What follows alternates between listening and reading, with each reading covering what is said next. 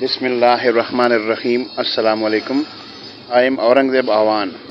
Let's we learn English and Urdu language. Let's start.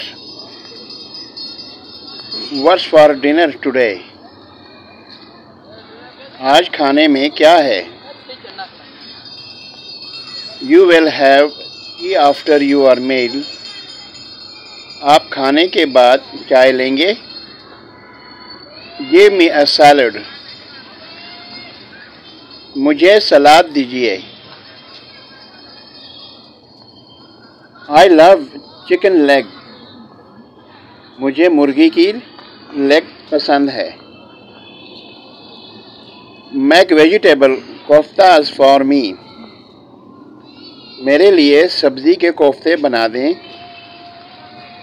Serve 2 plates of chicken korma. 2 plate chicken korma दीजिए। I want a plate of beef biryani. मुझे beef biryani की एक plate चाहिए।